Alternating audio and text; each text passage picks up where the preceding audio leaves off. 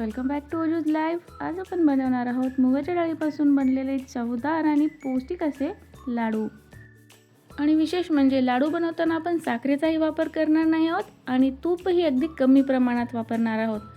चला तर मग मुगाच्या डाळीचे पारंपरिक पद्धतीने बनलेले हे लाडू कसे बनवायचे ते झटपट पाहूयात। सर्वात आधी मुगाची डाळ स्वच्छ धुवून खरपूस रंगावर भाजून घ्यायची आहे।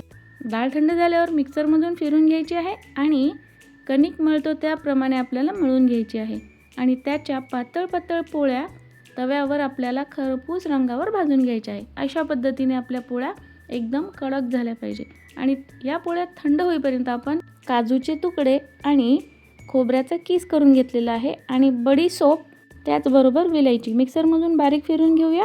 आणि आता आपण ज्या पोळ्या लाटल्या होत्या मुगाच्या त्याही आता थंड झालेल्या आहेत आणि आता आपण त्याचे बारीक बारीक तुकडे करून त्याचेही पावडर करून घेऊयात आणि काही बॅचेसमध्ये आपल्याला चवीप्रमाणे गूळ घालून त्यालाही फिरवून घ्यायचे आहे। जर आपण आधीच गूळ मिक्स केला असता तर ते व्यवस्थित बारीक झाले नसते, म्हणून मी अशा पद्धतीने केले आहे। चला तर मग सर्व साहित्यांना आपल्याला व्यवस्थित हाताने मिक्स करून घ्यायचे आहे आणि एकदम थोडेसे तूप टाकून आपल्याला लाडू वळून घ्यायचे आहेत। मूग हे पौष्टिक असतात आणि उन्हाळ्यामध्ये थंडावा देणारे असतात आणि अशा पद्धतीने तुम्ही हे मिश्रण एका डब्यामध्ये भरून दुपारी 4-5 वाजता मुलांना दूध टाकूनही देऊ शकता। काही मिश्रण मी बाजूला काढून ठेवलेले आहे आणि काही मिश्रणात 1 ते 2 चमचे तूप मी यामध्ये टाकलेले आहे।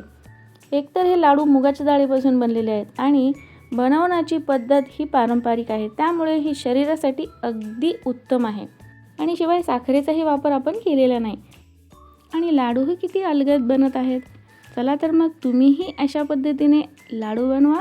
आहा, किती रवाळ झालेले आहेत आणि मला कॉमेंट सेक्शनमध्ये सांगायला विसरू नका तुम्ही अशा पद्धतीने लाडू बनवले की नाही। आणि भेटूयात पुढच्या अशाच एका व्हिडिओमध्ये, तोपर्यंत बाय बाय।